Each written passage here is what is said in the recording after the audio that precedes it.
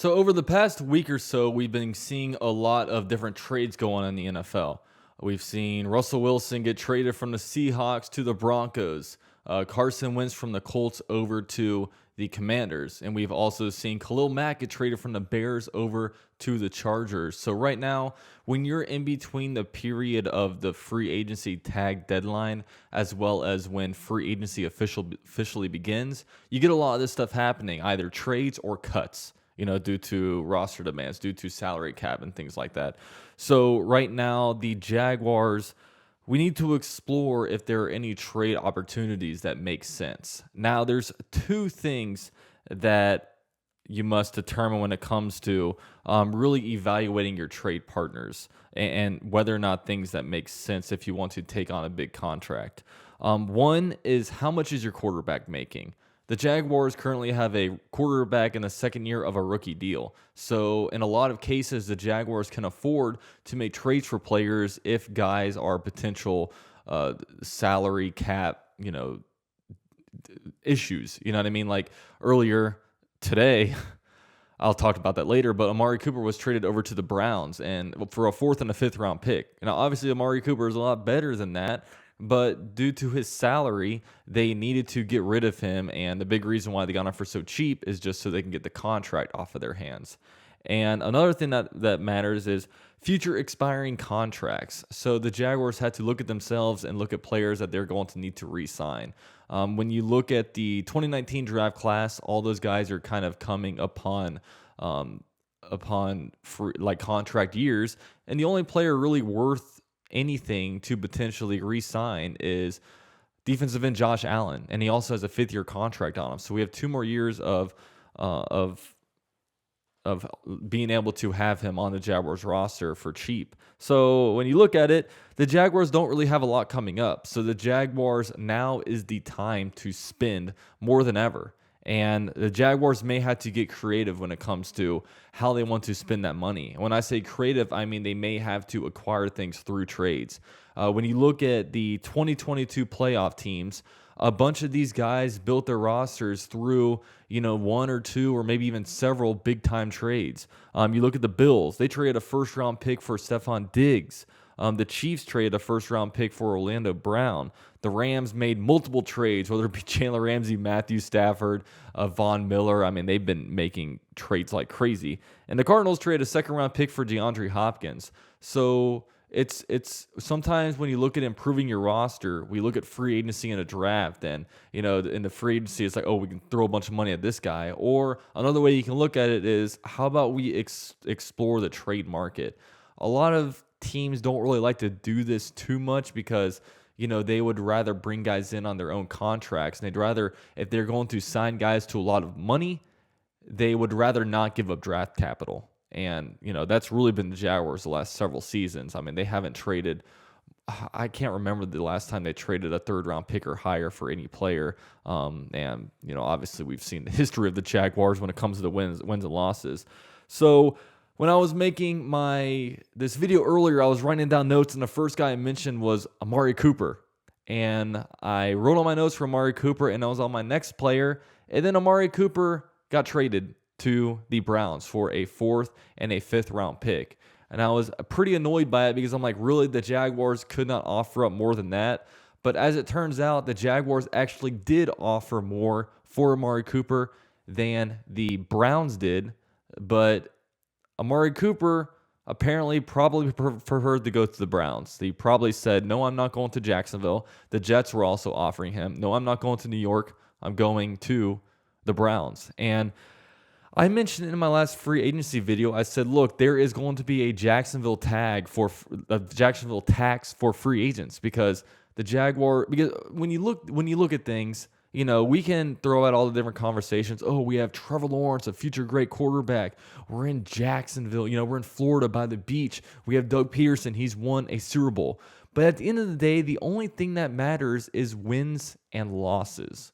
Wins and losses are the only things that matter. And guess what? The Jaguars have sucked at getting wins in the last few years. We're good at getting losses. We're experts in that category. We're masters of that field. But when it comes to wins, we cannot get that. So in order to bring players in here until you become like the Browns. So the Browns have made the playoffs the last couple of years, and they had a pretty good year last year, of course, before falling short of the playoffs. They have at least won some games. The Jaguars can't get more than 3 wins in a season, in a 17-game season. So until the Jaguars start winning, then they're a dumpster fire. Like, until the Jaguars prove that they're not a dumpster fire, they are a dumpster fire.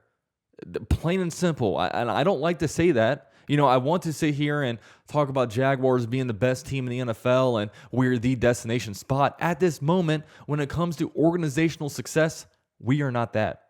Okay? So until we start winning games, it's maybe after next year, maybe this year, we can do good and maybe make the playoffs or maybe fall a game or two short, then we become more respectable. But at this moment, 4 wins in the last 2 seasons, we're not good right now. So Amari Cooper, he's out of the question. And, I just want to say that keep in mind that the Jacksonville tax is real.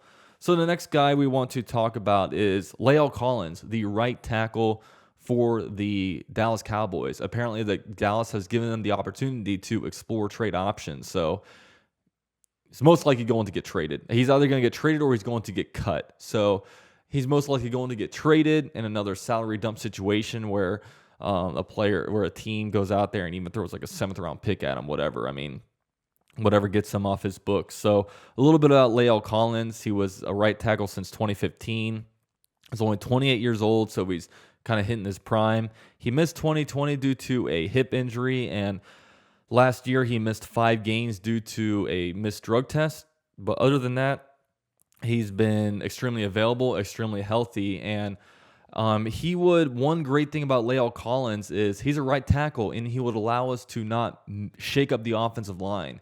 So far we've been talking about, what are we going to do because we have Walker Little, Cam Robinson, and then the best offensive tackle out there would be, Tyron Armstead for the Saints, and then you also talk about Evan Neal, and it's like, okay, well, if we're bringing these guys in, we're going to have to shake up the O-line. Who's going to play right tackle?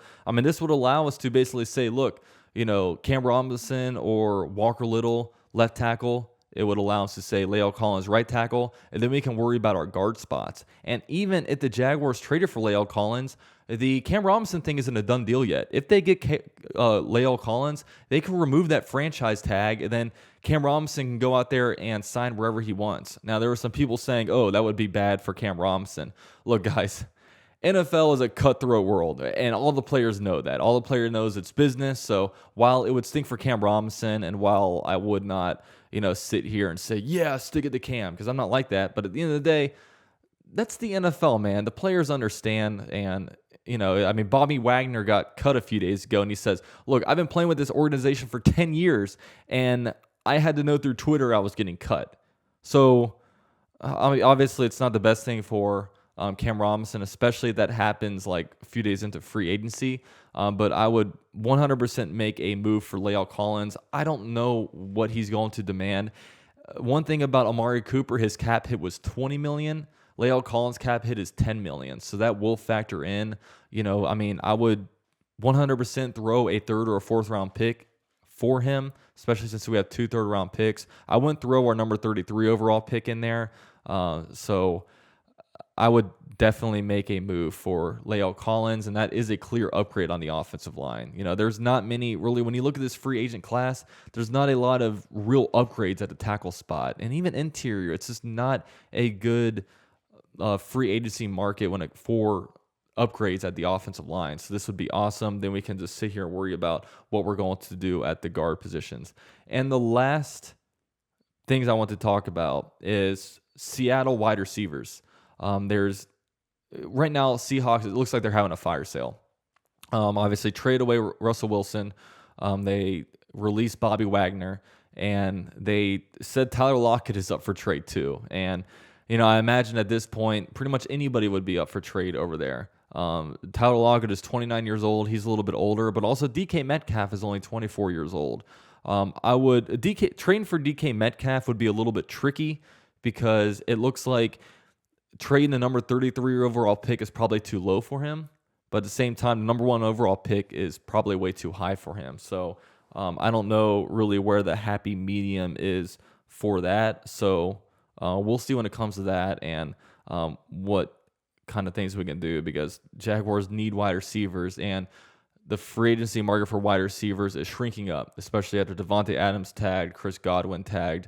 And there's lots of teams that want wide receivers. So we might have to get into a bidding war for a guy like Al Robinson and give him $20+ million a year, even though he's not a $20+ million wide receiver. But that's how it is. It just goes to show you that you need to draft your players, and you need to successfully draft your players. The Jaguars have not been able to do that. So every year we're looking into the free agency market on where we're going to upgrade, instead of being a team like the Green Bay Packers, who all they do is re-sign the Green Bay Packers have to make decisions of who from our own team can we afford to re-sign, instead of, okay, who from other teams do we need to bring in here at a premium. And as we all know, there's the Jacksonville tax. So Jaguars had to get guys like Al Robinson. Al Robinson's the guy that he doesn't really care about his destination. He just wants who's going to pay him the most money. And that's unfortunately the kind of players that the Jaguars will have to go after. So we'll see when it comes to all that. These are some potential trade targets. Now, Monday is when the free agent leaks will start to come out, and then Wednesday it becomes official. So Monday, 2 days away. It's going to be fun. It's going to be exciting. I can't wait. All your coverage can be found here on my YouTube channel, and it's going to be a lot of fun, guys. So definitely subscribe. Get your notification bell going if you guys haven't already. And with that said, thank you guys so much for watching. Let me hear your thoughts about potential trade candidates. Did I miss anybody? And with all that said, go Jags.